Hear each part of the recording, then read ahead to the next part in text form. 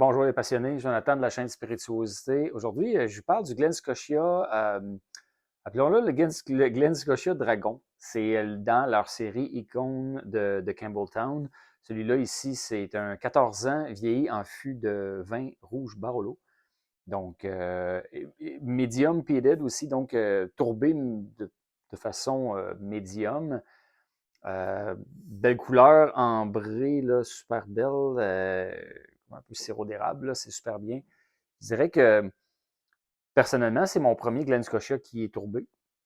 Et ils disent médium tourbé, mais personnellement, je trouve qu'il est plutôt tourbé pour un médium. En tout cas, bref, c'est toujours une question de goût. C'est sûr que c'est moins tourbé que, mettons, Laphroaig, Kiloman, voire Ardbeg et tout ça, mais quand même, j'ai pas trouvé que c'était si doux que ça comme tourbe, plutôt comme Talisker va l'être, ou comme Island Park va l'être, ou Rasé, là, qui vont être des whiskies vraiment faiblement tourbés. Celui-là, c'est comme, en tout cas, bref. Je trouve que médium n'est peut-être pas exactement le bon terme que j'aurais utilisé. Bon whisky, pas cher, édition limitée. Deuxième release de l'édition Dragon, si on veut. Euh, j'ai trouvé que le nez était intéressant. Il faut s'accoutumer parce qu'il vient quand même à 56,8% d'alcool. C'est pas très bas, c'est quand même haut comme pourcentage d'alcool. Euh, Puis malgré le 14 ans, je trouve qu'il y a quand même une certaine robustesse. L'alcool est présent tant au nez, beaucoup en bouche aussi, fait que ça modifie un petit peu l'expérience. Je vais m'exprimer comme ça. Donc, au nez, la tourbe se présente un peu comme un feu de foin sec ou un feu de feuilles. On a une belle fumée blanche, très présente, très franche, et fait penser un petit peu à un feu de feuilles l'automne. Sinon, après ça, quand on passe par-dessus cette belle fumée-là, beau petit côté fruité, vanillé, pareil comme des belles petites fraises très sucrées, vanillées, super agréable et quand même assez évident aussi. Après ça, ben, on tombe dans d'autres arômes un peu moins évidentes.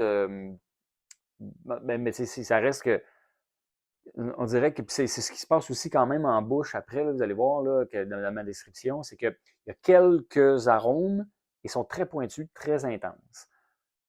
Fait que, je ne sais pas tant si c'est la complexité ou si c'est en fait un manque de complexité, mais des arômes intenses. Peut-être aussi que c'est le taux d'alcool qui est haut qui accentue ça. Fait que quand je vais avoir terminé, je vais m'amuser à mettre un peu d'eau dedans pour voir si ça s'améliore. Derrière les belles petites fraises vanillées, il y a aussi après ça un beau petit côté super agréable de bois, le côté boisé. Deux types de bois que j'ai au nez. Donc le côté boisé est quand même assez complexe. J'ai un bois d'église, donc l'espèce de bois qu'on trouve dans l'église ou dans les vieux meubles, quand on trouve un tiroir de vieux meubles là, en chêne, l'espèce de bois slash encens, qui est super bien. Puis il y a un petit côté bois de cèdre aussi, comme si quand on ouvre un coffre ou un garde-robe de cèdre, il y a cette espèce de côté boisé avec de la sève un peu dedans. Donc, c'est le côté boisé qui est quand même bien puis qui est quand même complexe. Donc, ça résume un peu mon nez sur ce whisky-là. Maintenant, on plonge.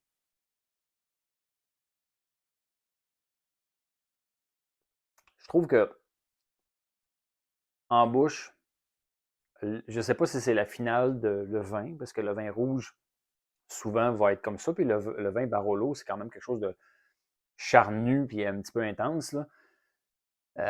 C'est sec.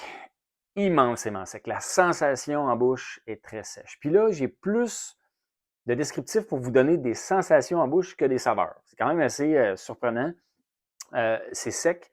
Il y a de l'amertume. C'est des saveurs pointues, tranchantes, vives. C'est astringent, là, ça sèche la bouche, là, tant la langue qui nous pique à cause du degré d'alcool, que les côtés de bouche vont se resserrer, ils vont nous faire saliver après coup. Après nous avoir asséché la bouche bien comme il faut, ça nous fait saliver. Fait qu'il y a une grosse astringence, un gros côté sec. J'ai comme l'impression que ça vient du vin rouge. Parce que c'est des impressions, c'est des sensations très, très habituelles dans un bon vin rouge corsé, charnu, là, super intense, qu'on veut avoir avec un bon steak. C'est ce qu'on recherche souvent, mais c'est ce qu'on a. Sur un whisky, avec de la tourbe, avec un gros taux d'alcool, ça donne une sensation assez unique. En tout cas, bref. Voilà un côté sensation. Côté saveur. Qu'est-ce que j'ai comme saveur? J'ai comme un côté fruits rouges secs, bois sec. Donc, des fruits rouges qu'on aurait séchés, là, un peu comme des fraises lipophilisées, des canneberges séchées, parce qu'il y a un petit côté surette. Bon, évidemment, le côté bois brûlé qu'on a. Fait que, il y a un côté bois, mais c'est brûlé, puis c'est comme si le bois est encore vert, donc il y a encore la petite amertume dedans.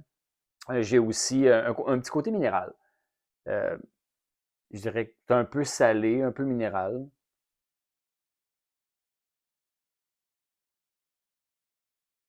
Euh, il y a quand même aussi un petit côté acidulé, voire surette. Fait que j'opterais pour un citron, mais un citron grillé. Des fois, on fait ça en cuisine où on passe le citron dans la poêlonne, où on le fait carrément nettoyer là, les grilles du charcoal avec un citron pour aider à déloger là, la graisse et les saletés. La, la, la, Quand les grilles sont chaudes puis qu'on passe le citron, là, puis l'espèce d'odeur qui ressort de là, c'est citronné, mais en même temps, c'est un peu boucané, un peu grillé. Fait que j'ai ça en bouche. Donc, vous voyez que c'est très intense, pointu. Je veux pas dire. Moi, personnellement, je m'attendais à d'autres choses un petit peu. Fait que je suis pas très déçu, mais je sais pas, on dirait que les finishes en vin rouge, d'habitude, j'adore. Et dernièrement, le Big Pete de le 15e anniversaire là, qui ont sorti, qui est justement fini en fût de vin rouge, j'avais apprécié beaucoup parce que souvent, le vin rouge va donner un côté noix, amande, va donner une belle rondeur, va amener un côté fruité, côté raisin aussi à ça.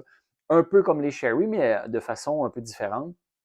Et ben, quand même assez différente parce que sherry, on va souvent dans les fruits confits, mais en tout cas, bref, souvent j'adore les finishes en fût de vin.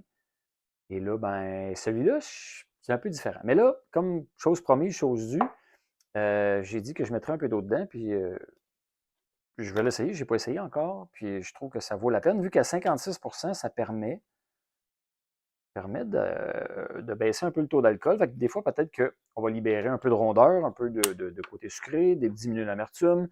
Chaque whisky réagit de façon différente lorsqu'on met de l'eau dedans, mais souvent, un bon whisky complexe, lorsqu'on met de l'eau dedans, va libérer de belles arômes et de belles saveurs. Fait que je l'ai baissé peut-être plus dans les 48-49 d'alcool. Fait que le côté au nez, la tourbe a baissé. Là, les fruits rouges ressortent beaucoup. C'est beau, des bons fruits rouges à part de ça. Fait que j'ai cerise, c'est certain, canneberge. Il y a aussi peut-être un côté une belle pomme rouge. Avec un petit peu de tourbe en arrière qui vient rehausser. Là, ça me parle. Ça me parle beaucoup. Ça l'adoucit un peu. Moins de vanille que tantôt, par contre. Ça l'a quasiment rendu un petit peu plus sucré aussi. Maintenant, on replonge, voir.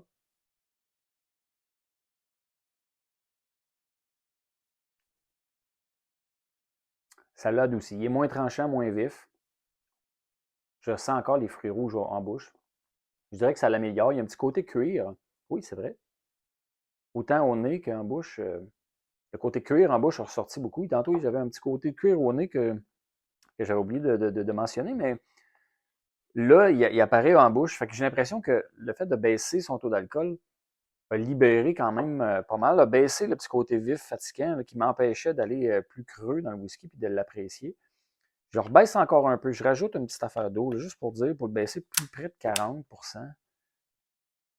parce que je pense que ça l'a libéré. Puis dans ce cas-ci, ça l'améliore. Disons ça comme ça, mon expérience.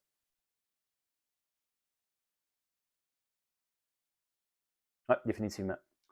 Euh, L'amertume reste à peu près égale. Sans être trop dérangeante, l'amertume reste là. Ça diminue l'intensité. Tu sais, là, je m'étais comme accoutumé au 56,8 d'alcool qui était envahissant et qui était tranchant. En remettant de l'eau, là, ça me permet d'apprécier les autres choses qui se cachent derrière la brûlure d'alcool et de la fumée sèche. Fait que là, j'ai des beaux fruits rouges, j'ai un côté un petit peu plus sucré. La vanille ressort en bouche, le cuir a ressorti. Fait que là, j'ai l'impression qu'on peut explorer un peu plus la complexité de ce produit-là en ayant mis de l'eau dedans. Donc,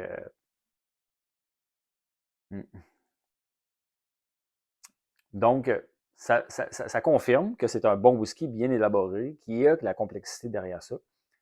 Libre à vous si vous aimez les whiskies un peu plus d'attaque, un peu plus tranchants. Sinon, vous pouvez mettre de l'eau dedans puis découvrir le merveilleux monde de complexité qu'il y a derrière l'alcool et le côté tranchant. Donc, c'est vraiment une question de goût. Personnellement, je l'aime mieux avec un peu d'eau. Et là, je commence à être un peu content de mon achat, vu que là, maintenant, je peux l'apprécier d'une façon différente. C'est ce qui est formidable dans les whiskies, puis surtout, ce qui est formidable dans les whiskies avec un haut pourcentage d'ABV, c'est qu'il y a différentes façons de l'apprécier. Donc, sur ça, si vous croisez maintenant le Glen Scotia Icon of Campbelltown, le dragon, ben, vous saurez un peu plus à quoi vous en tenir. Puis, mais personnellement, je commence à l'apprécier de plus en plus. Santé!